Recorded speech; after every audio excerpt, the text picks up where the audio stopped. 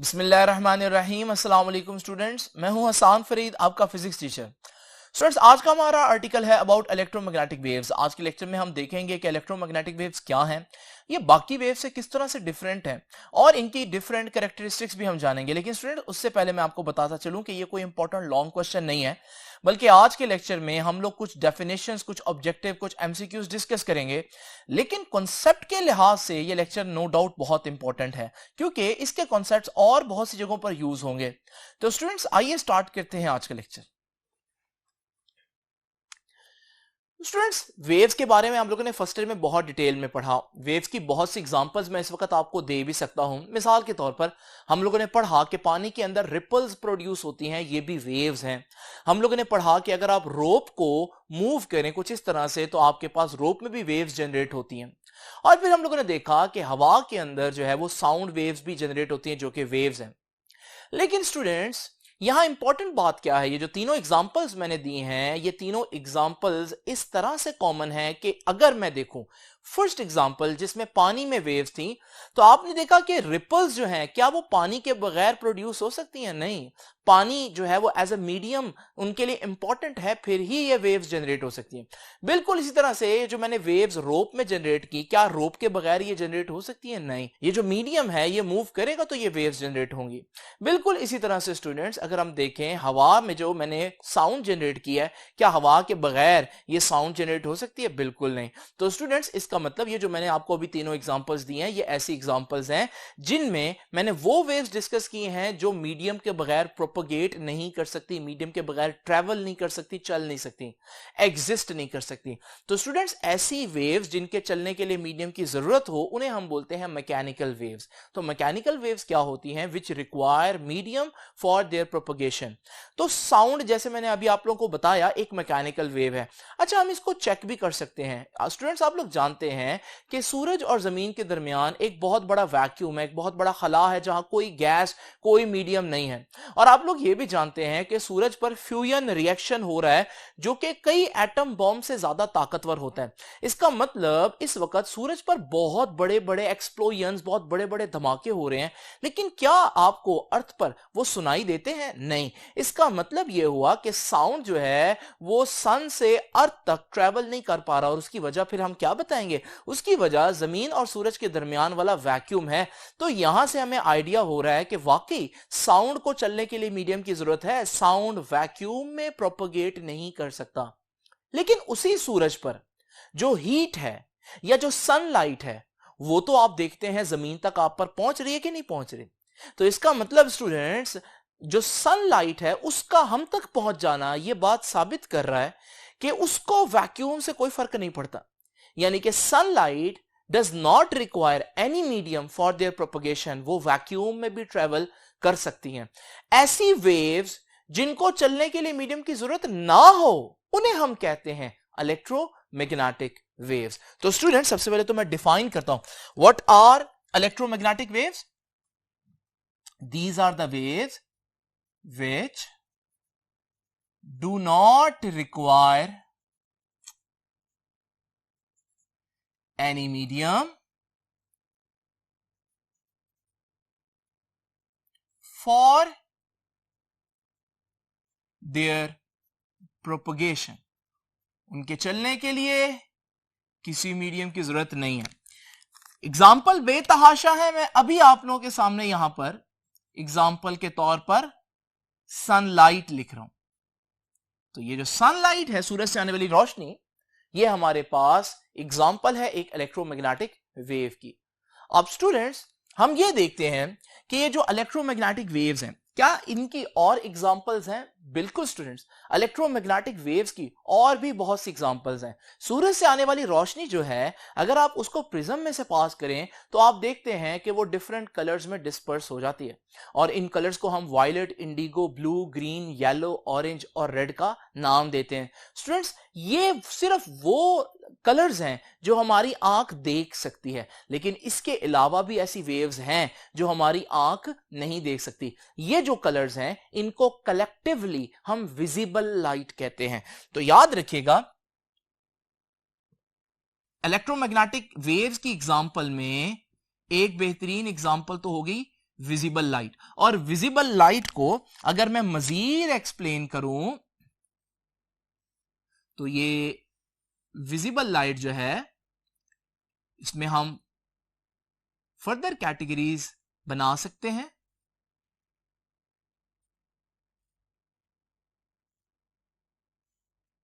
तो स्टूडेंट्स, जैसे कि मैंने आपको बताया, visible light consist of red, यहां से लिखता हूं बल्कि, वायलेट, इंडिगो, ब्लू,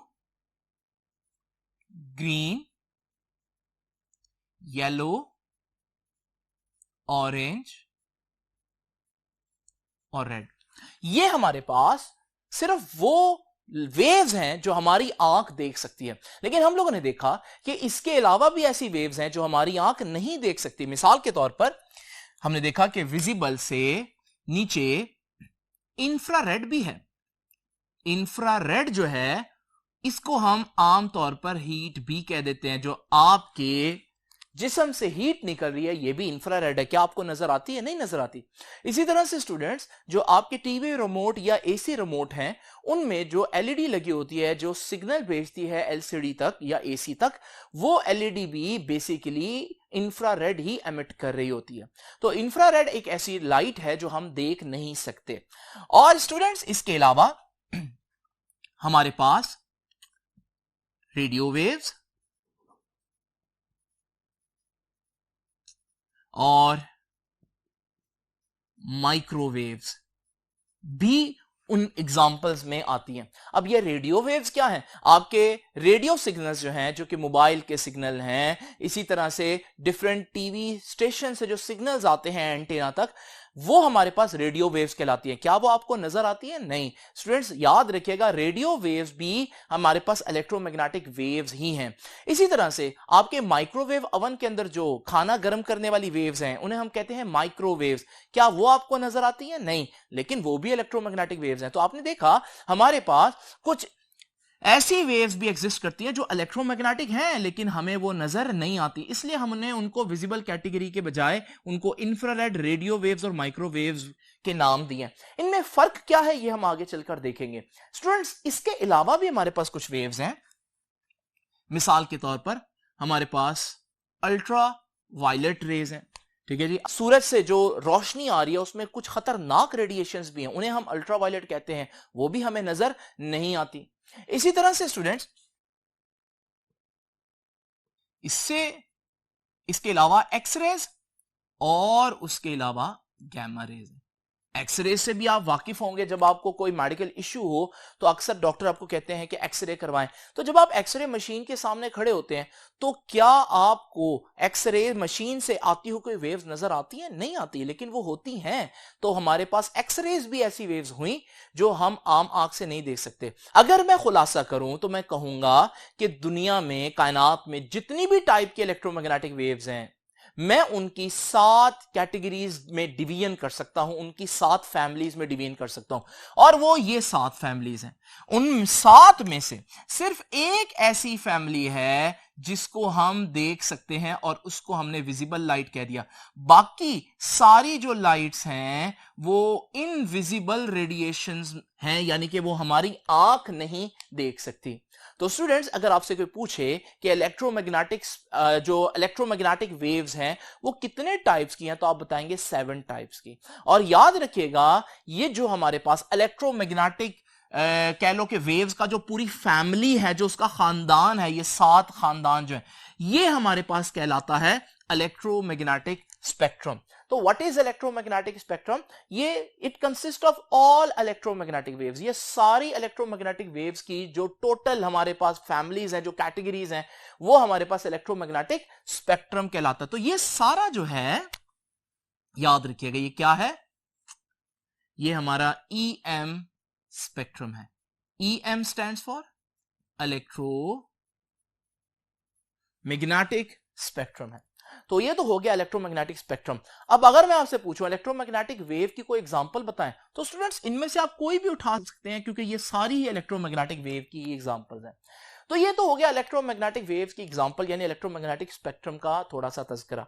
अब स्टूडेंट्स हम देखते हैं कि इलेक्ट्रोमैग्नेटिक वेव में क्या चीज ऑसिलेट कर रही है, क्योंकि हम जानते हैं अगर मैंने रिपल्स को स्टडी किया तो मैंने रिपल्स को जब गौर से देखा तो रिपल्स के अंदर बेसिकली पानी के मॉलिक्यूल्स हैं जो ऊपर नीचे मूव कर रहे हैं। जब मैंने रोप की वेव्स को डिस्कस किया तो मैंने देखा कि रोप के अंदर रोप के पार्टिकल्स हैं जो ऊपर नीचे मूव कर रहे हैं और वो वेव बना रहे हैं। और इसी तरह से जब मैंने साउंड देखे तो साउंड बेसिकली जब हवा में प्रोड्यूस होती है तो वो साउंड के अंदर हवा के ही मॉलिक्यूल्स हैं जो वाइब्रेट कर रहे हैं। इसका मतलब कोई भी वेव जब आप लेते हैं तो उसके अंदर कोई ना कोई चीज तो ऑसिलेट कर रही होती है। लेकिन स्टूडेंट्स आप लोगों ने देखा कि हमारे पास इलेक्ट्रोमैग्नेटिक वेव जो है वो तो मीडियम के बगैर चल सकता है। जब मीडियम ही नहीं होगा तो फिर ऑसिलेट कौन करेगा, क्योंकि वाटर वेव के केस में वाटर के मॉलिक्यूल्स जो है यानी मीडियम के मॉलिक्यूल्स जो है वो ऑसिलेट कर रहे हैं।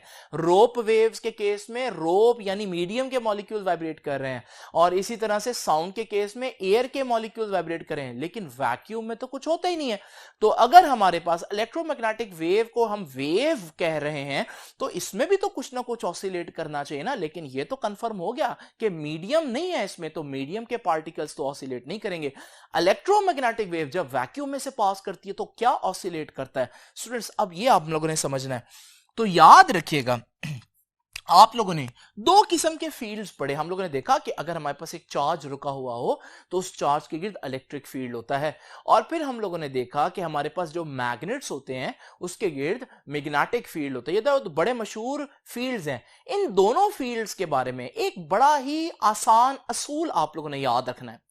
इसकी वजह मैं भी आप लोगों से डिस्कस नहीं कर सकता क्योंकि ये आपके कॉन्सेप्ट से ऊपर की चीज है, लेकिन ये असूल, ये रिजल्ट जो मैं आपके सामने लिखने जा रहा हूं ये बड़ा इंपॉर्टेंट है इन दोनों फील्ड्स के बारे में। याद रखिएगा ये दोनों फील्ड्स एक दूसरे में चेंज हो सकते हैं, लेकिन इनका रिलेशन क्या है याद रखिएगा स्टूडेंट्स। ये बात जो मैं लिखने लगा हूं बहुत इंपॉर्टेंट है। चेंजिंग इलेक्ट्रिक फील्ड अगर हमारे पास हो, इलेक्ट्रिक फील्ड को आप जानते हैं हम ई से रिप्रेजेंट करते हैं। तो जब भी कहीं पर इलेक्ट्रिक फील्ड चेंज हो रहा हो तो याद रखिएगा वो इलेक्ट्रिक फील्ड बन जाएगा मैग्नेटिक फील्ड, और मैग्नेटिक फील्ड को हम बी से रिप्रेजेंट करते हैं। यानी कि कहीं पर इलेक्ट्रिक फील्ड चेंज हो रहा हो तो मैग्नेटिक फील्ड बन जाता है। और इसी तरह से याद रखिएगा स्टूडेंट्स, कहीं पर हमारे पास मैग्नेटिक फील्ड चेंज हो रहा हो, चेंजिंग मैग्नेटिक फील्ड हो, तो अब आप समझ जाओगे वो क्या बन जाएगा, वो इलेक्ट्रिक फील्ड बन जाएगा, यानी ई बन जाएगा। तो कहीं पर भी अगर हमारे पास इलेक्ट्रिक फील्ड चेंज हो रहा हो तो वो मैग्नेटिक फील्ड में, और मैग्नेटिक फील्ड चेंज हो रहा हो तो वो इलेक्ट्रिक फील्ड में चेंज हो जाता है। ये बहुत इंपॉर्टेंट बात है। यानी हमारे पास जिस तरह एनर्जीज कन्वर्ट हो सकती है एक दूसरे में, kinetic potential, potential kinetic energy बन सकती है, बिल्कुल इसी तरह से फील्ड्स भी आपस में चेंज हो सकते हैं। लेकिन शर्त क्या है, शर्त यह है कि इलेक्ट्रिक फील्ड मैग्नेटिक फील्ड में कब चेंज होगा, कब कन्वर्ट होगा, जब इलेक्ट्रिक फील्ड चेंज हो रहा होगा तो मैग्नेटिक फील्ड बन जाएगा, और जब मैग्नेटिक फील्ड चेंज हो रहा होगा तो इलेक्ट्रिक फील्ड बन जाएगा। यानी कि मैं कह सकता हूं कि हमारे पास इस वेव के यानी कि इलेक्ट्रोमैग्नेटिक वेव के अंदर कौन ऑसिलेट कर रहा है, इलेक्ट्रिक फील्ड चेंज होगा तो मैग्नेटिक फील्ड बन जाएगा, मैग्नेटिक फील्ड चेंज होगा तो इलेक्ट्रिक फील्ड बन जाएगा। तो कभी इलेक्ट्रिक फील्ड, कभी मैग्नेटिक फील्ड, कभी मैग्नेटिक फील्ड, कभी इलेक्ट्रिक फील्ड, ये दोनों फील्ड्स एक दूसरे में चेंज हो रहे हैं, यानी एक दूसरे में ऑसिलेट कर रहे हैं।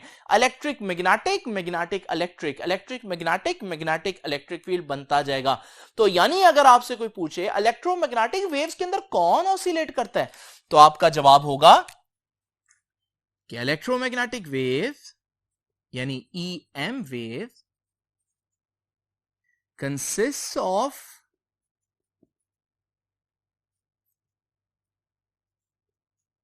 oscillations of electric field E and magnetic field B। तो हमारे पास जो इलेक्ट्रोमैग्नेटिक वेव है, जिस तरह हर वेव में ऑसिलेट करती है कोई ना कोई चीज, लेकिन जो पहले वेव्स पड़ी थी उसमें मीडियम के पार्टिकल्स ऑसिलेट करते थे, इसमें मीडियम होता नहीं है।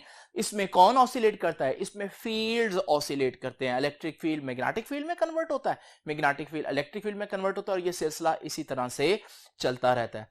नाउ स्टूडेंट्स, अब हम जरा देखते हैं कि ये इलेक्ट्रोमैग्नेटिक वेव है ना, तो ये नजर कैसे आती होगी, इसको वेव की सूरत में हम कैसे देख सकते हैं?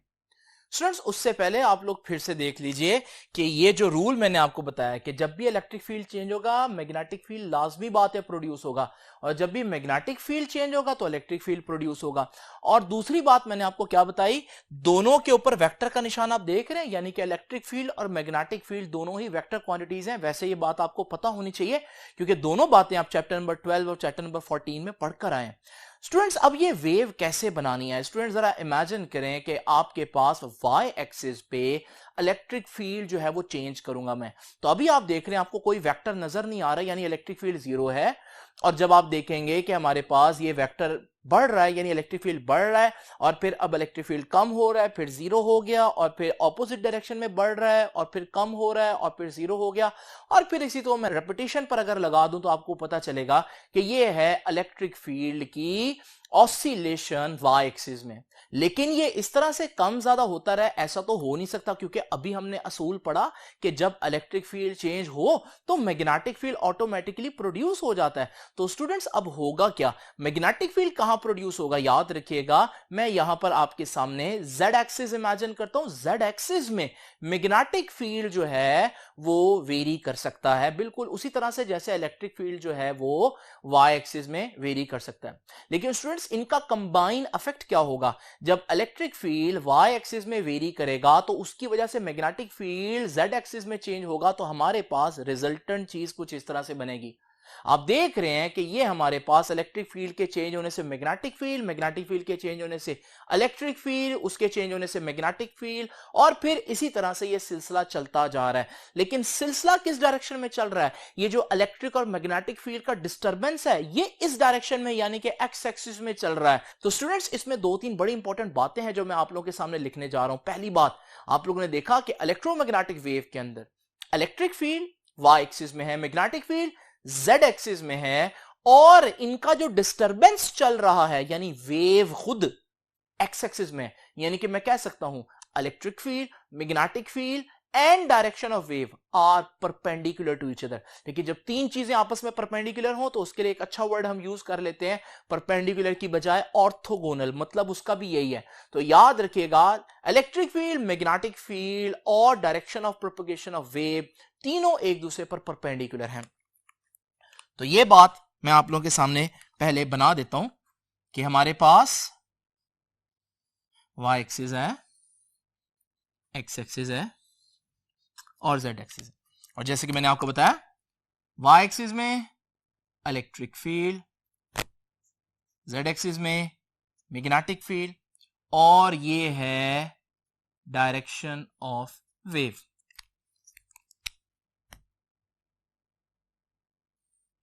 Now students, electric field Y axis में चेंज होगी जैसे कि मैंने बताया। तो इलेक्ट्रिक फील्ड के चेंज होने से कुछ इस तरह से हमारे पास ये चीज बनेगी। आप इसको शेड इस तरह से करें, बिल्कुल वर्टिकल शेड करें, क्योंकि इलेक्ट्रिक फील्ड जो है वो वाई एक्सिस में ही चेंज हो रही है। स्टूडेंट्स, ये आपको अच्छे से ड्रॉ करना आनी चाहिए, इसलिए मैं आपके सामने ड्रॉ कर रहा हूं, अदरवाइज एनिमेशन में तो मैं दिखा चुका हूं। अब स्टूडेंट्स, इसी तरह से जो मैग्नेटिक फील्ड है वो जेड एक्सिस में है, तो आप लोग इसको थोड़ा सा तिरछा करके बनाएंगे लाइक दिस, और जब आप इसकी शेडिंग करेंगे तो वो भी आप जेड एक्सिस के ही पैरेलल करेंगे।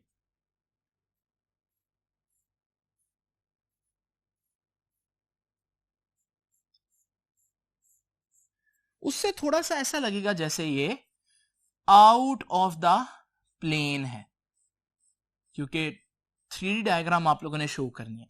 तो आप देख रहे हैं कि असल में जो 3D डायग्राम है वो कुछ इस तरह से है, जिसमें आप लोग देख रहे हैं कि मैग्नेटिक फील्ड जो है वो आउट ऑफ द प्लेन है, लेकिन क्योंकि आउट ऑफ द प्लेन हम यहां पर शो नहीं कर सकते तो हम लोगों ने इस तरह से बनाई है। ये है हमारे पास इलेक्ट्रोमैग्नेटिक वेव की एक पिक्चर। नाउ स्टूडेंट्स देखिए हमारे पास क्या सीखा हम लोगों ने। पहला पॉइंट ये है कि इलेक्ट्रिक फील्ड ई, पूरा नहीं लिख रहा, electric field E, magnetic field B and direction of propagation of wave are mutually, तीनों आपस में क्या है, परपेंडिकुलर। लेकिन मैं यहां वर्ड ऐड कर रहा हूं, परपेंडिकुलर की बजाय मिलता जुलता वर्ड है ऑर्थोगोनल। ये तीनों चीजें एक दूसरे पर परपेंडिकुलर है, जैसे कि आप लोगों को नजर आ रहा है। नाउ स्टूडेंट्स ये तो हो गया इसकी वेव डायग्राम। अब इस वेव डायग्राम में और हमें क्या पता चल रहा है, हम देख रहे हैं कि वेव इस डायरेक्शन में जा रही है। अब हम डिस्कस करेंगे कि वेव की क्या स्पीड है। तो वेव की स्पीड जो है उसके लिए हमें मैक्सवेल ने एक फॉर्मूला दिया था जो कि आपकी बुक ने डिस्कस नहीं किया लेकिन मैं बता रहा हूं, और वो क्या है, वो है C, यानी C है speed of electromagnetic wave 1/μ0 epsilon naught under root. ये है मैक्सवेल का formula to calculate the speed of sound. यहां एप्सिलॉन नॉट को आप चैप्टर नंबर 12 में पढ़कर आए हैं, इसको हम कहते हैं वैक्यूम परमिटिविटी या परमिटिविटी ऑफ फ्री स्पेस, और इसकी वैल्यू जो है वो नोट कर लीजिए और इसका यूनिट भी। इसी तरह से स्टूडेंट्स जो म्यू नॉट है इसको भी हम लोग चैप्टर नंबर 14 में पढ़ के आए हैं, इसे हम बोलते हैं परमिएबिलिटी ऑफ फ्री स्पेस, और इसकी वैल्यू भी देख लीजिए और इसका यूनिट भी देख लीजिए। तो स्टूडेंट्स जब हमने ये दो वैल्यूज पुट की तो हमारा आंसर जो है वो कितना आया देख लीजिए। तो आंसर था 3 × 10⁻⁸ मीटर्स पर सेकेंड। ये है स्पीड ऑफ इलेक्ट्रोमैग्नेटिक वेव्स। अब स्टूडेंट्स आप इसको अभी तक जानते थे स्पीड ऑफ लाइट, लेकिन हम लोगों ने ये देखा कि म्यू नॉट और एप्सिलॉन नॉट कांस्टेंट है। तो मैं इस पूरी फैमिली में से इंफ्रारेड की बात करूं, रेडियो वेव की बात करूं या किसी और की बात करूं, म्यू नॉट और एप्सिलॉन नॉट की वैल्यू तो नहीं ना चेंज होने वाली। इसका मतलब इन सारी वेव्स की स्पीड सेम है, वही जो स्पीड ऑफ लाइट है जो आप लोग पढ़ते हैं कि लाइट जो है, विजिबल लाइट जो है उसकी स्पीड 3 × 10⁸ है। सारी इलेक्ट्रोमैग्नेटिक वेव्स की स्पीड 3 × 10⁸ मीटर पर सेकेंड ही है। तो स्टूडेंट्स ये बेसिकली अब स्पीड ऑफ लाइट नहीं बल्कि speed of all electromagnetic waves. तो मैं लिख सकता हूं यहां पर all electromagnetic waves have same speed. लेकिन ये बात दुरुस्त कहां के लिए है, इन वैक्यूम, मीडियम में नहीं, मीडियम में इनकी स्पीड्स एक दूसरे के लिहाज से डिफरेंट हो सकती हैं। नाउ स्टूडेंट्स अगली बात क्या है, देखिए अगर हमारे पास ये सारी जो इलेक्ट्रोमैग्नेटिक स्पेक्ट्रम में सारी जो वेव्स हैं, अगर इनकी स्पीड सेम है और सब में ही इलेक्ट्रिक फील्ड और मैग्नेटिक फील्ड ही ऑसिलेट कर रहा है, तो इनमें फर्क किस बात का होगा। स्टूडेंट्स अब उस फर्क को समझते हैं। उसके लिए मैं आपके सामने यहां से रेडियो वेव लेता हूं, यानी कि एक नीचे से वेव लेता हूं और ऊपर से एक्स रेज लेता हूं, और मैं आपको दिखाता हूं इनमें फर्क किस चीज का होगा।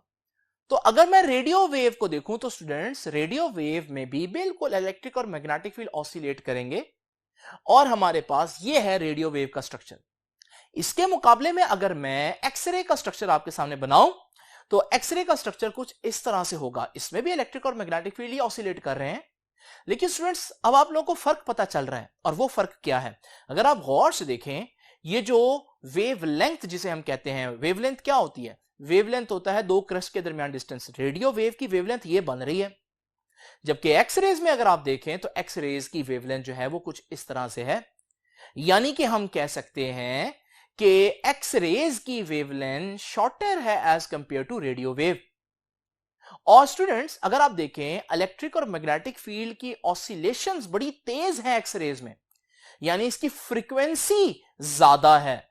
तो इसका मतलब हम कह सकते हैं कि इलेक्ट्रोमैग्नेटिक वेव में जो एक्स रेज हैं इसकी फ्रीक्वेंसी हायर है देन रेडियो वेव्स, लेकिन इसकी वेवलेंथ शॉर्टर है देन रेडियो वेव्स। तो स्टूडेंट्स यहां से हम ये असूल बना सकते हैं, क्योंकि इसकी वेवलेंथ कम और फ्रीक्वेंसी ज्यादा है और ये ऊपर थी, तो मैं यहां से कह सकता हूं कि इस फैमिली में जब आप ऊपर जाएंगे यानी एक्स रेज गैमा की तरफ जाएंगे तो याद रखिएगा हमारे पास फ्रीक्वेंसी इंक्रीज करेगी लेकिन लैम्डा यानी वेवलेंथ डिक्रीज करेगी। तो ऊपर जाते हुए वेवलेंथ कम होती है और फ्रीक्वेंसी बढ़ती है। लेकिन स्टूडेंट्स आप लोग जानते हैं जिसकी फ्रीक्वेंसी ज्यादा उसकी एनर्जी भी ज्यादा होती है।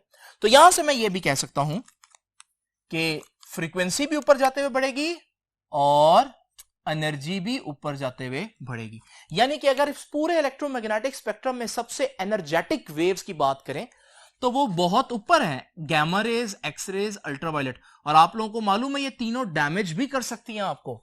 तो एक्स रेज जो है वो बहुत ज्यादा नहीं करवाने चाहते डॉक्टर, इसलिए ज्यादा रिकमेंड नहीं करते। अल्ट्रावायलेट जो है वो भी आपके लिए डैमेजिंग हो सकती है, स्किन कैंसर प्रोड्यूस करती है, इसलिए आप जो है वो अक्सर अल्ट्रावायलेट से बचने के लिए क्रीम्स भी यूज करते हैं। और हमारे पास जब हम देखते हैं इलेक्ट्रोमैग्नेटिक स्पेक्ट्रम से निचला हिस्सा, तो उसमें आप देख रहे हैं वो चीजें हैं जिनकी एनर्जी कम है, फ्रीक्वेंसी कम है, वेवलेंथ ज्यादा है। तो एनर्जी कम है, इसी वजह से इंफ्रारेड आप रिमोट में यूज कर लेते हैं, रेडियो वेव्स आप मोबाइल सिग्नल्स में यूज करते हैं, माइक्रोवेव आप माइक्रोवेव अवन में यूज कर लेते हैं क्योंकि इनकी एनर्जी कम है। तो स्टूडेंट्स ये तो हमें थोड़ा सा आइडिया हो गया कि इस पूरी फैमिली में इलेक्ट्रोमैग्नेटिक स्पेक्ट्रम की जो ये पूरी फैमिली है, इसमें आप अगर एक्स रेज की तरफ जाएं तो आपकी वेवलेंथ, फ्रीक्वेंसी और एनर्जी को क्या फर्क पड़ेगा, बहुत इंपॉर्टेंट है। यह चीज आपकी बुक ने वर्टिकल नहीं बल्कि हॉरिजॉन्टल दिखाई हुई है इसी पेज पर। तो उसमें भी आप लोग देख रहे हैं कि वो बता रहा है कि कहां फ्रीक्वेंसी बढ़ रही है, कहां एनर्जी बढ़ रही है और कहां वेवलेंथ।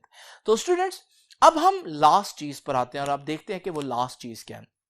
वो लास्ट चीज है सोर्स ऑफ इलेक्ट्रोमैग्नेटिक वेव्स। हम लोगों ने देखा इलेक्ट्रोमैग्नेटिक वेव्स कब प्रोड्यूस होगी, जब इलेक्ट्रिक फील्ड मैग्नेटिक फील्ड में, मैग्नेटिक फील्ड इलेक्ट्रिक फील्ड में चेंज होगा, यानी ये दोनों फील्ड मुसलसल ऑसिलेट करेंगे।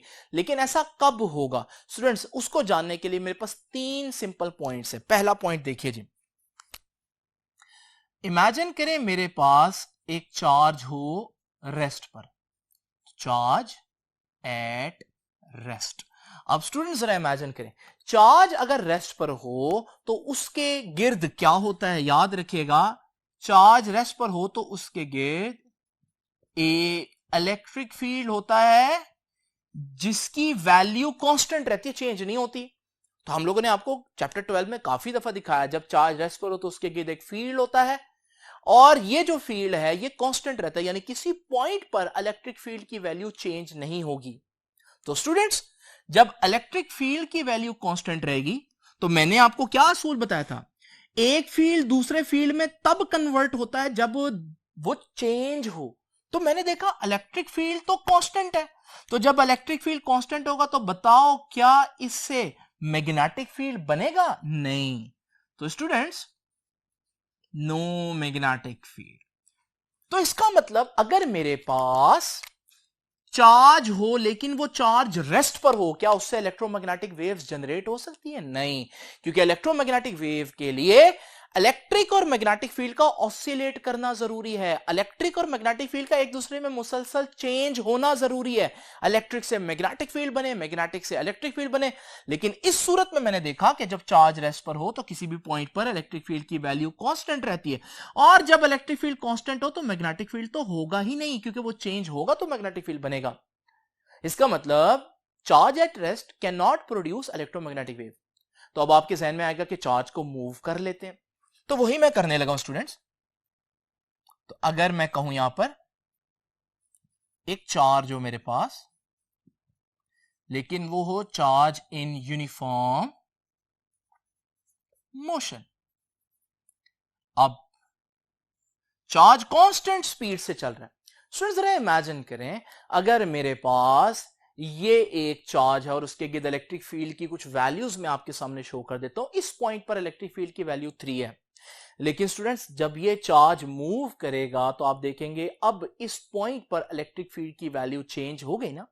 यानी उस पॉइंट पर पहले इलेक्ट्रिक फील्ड की वैल्यू 3 थी, लेकिन अब इलेक्ट्रिक फील्ड की वैल्यू 4 हो गई है। इसका मतलब इलेक्ट्रिक फील्ड चेंज हुआ। और असूल क्या पढ़ा हम लोगों ने, जब भी इलेक्ट्रिक फील्ड चेंज हो तो मैग्नेटिक फील्ड बन जाता है स्टूडेंट्स। तो इसका मतलब जब चार्ज मोशन में होगा, यूनिफॉर्म मोशन में, तो उसके गिर्द किसी भी पॉइंट पर इलेक्ट्रिक फील्ड कांस्टेंट नहीं होगा बल्कि चेंज होगा, क्योंकि चार्ज मूव कर रहा है। तो चार्ज जब यूनिफॉर्म मोशन में हो तो उसके गिर्द क्या होता है बेटा, कांस्टेंट इलेक्ट्रिक फील्ड नहीं, चेंजिंग इलेक्ट्रिक फील्ड। और हम लोग जानते हैं जब इलेक्ट्रिक फील्ड चेंज हो तो क्या बनता है, मैग्नेटिक फील्ड। लेकिन स्टूडेंट्स मैग्नेटिक फील्ड तो बना, लेकिन हमने देखा कि वो मैग्नेटिक फील्ड क्या था, वो मैग्नेटिक फील्ड कांस्टेंट था। और जब मैग्नेटिक फील्ड कांस्टेंट होगा, क्या उससे इलेक्ट्रिक फील्ड बनेगा, नहीं। इसका मतलब नो फर्दर इलेक्ट्रिक फील्ड। इसका मतलब जब चार्ज रेस्ट पर हो तो उसके गिर्द इलेक्ट्रिक फील्ड होता है, मैग्नेटिक फील्ड बनता ही नहीं। लेकिन जब चार्ज यूनिफॉर्म मोशन में होता है तो उसके गिर्द इलेक्ट्रिक फील्ड चेंज हो रहा होता है, उससे मैग्नेटिक फील्ड तो बन जाता है लेकिन वो नहीं चेंज हो रहा होता। तो फिर फर्दर ऑसिलेशन यानी इलेक्ट्रिक से मैग्नेटिक, मैग्नेटिक से इलेक्ट्रिक नहीं होता, क्योंकि इलेक्ट्रिक से मैग्नेटिक तो बना लेकिन वो मैग्नेटिक कांस्टेंट है, तो वो आगे इलेक्ट्रिक फील्ड तो नहीं बनाएगा। इसका मतलब यहां पर भी इलेक्ट्रोमैग्नेटिक वेव्स नहीं जनरेट हो रही। तो स्टूडेंट्स तीसरी ऑप्शन क्या है मेरे पास, तीसरी ऑप्शन है accelerating charge. Now students charge accelerate कर रहा हो तब भी वो मूव तो कर रहा होता है, लेकिन ये अब स्पेशल केस है जिसमें ना सिर्फ वो मूव कर रहा होगा बल्कि उसकी स्पीड भी कम हो रही होगी, चेंज हो रही होगी उसकी स्पीड। जब वो चार्ज एक्सेलरेट करेगा स्टूडेंट्स, अब क्या होगा, अब मैंने देखा कि जिस तरह यहां इलेक्ट्रिक फील्ड चेंज हो रहा था, यहां भी इलेक्ट्रिक फील्ड चेंज हो रहा था। तो इस केस में चेंजिंग इलेक्ट्रिक फील्ड था। और जब इलेक्ट्रिक फील्ड चेंज हो रहा हो, हम लोगों ने क्या पढ़ा, इलेक्ट्रिक फील्ड जब चेंज हो रहा हो तो उससे मैग्नेटिक फील्ड बन जाता है।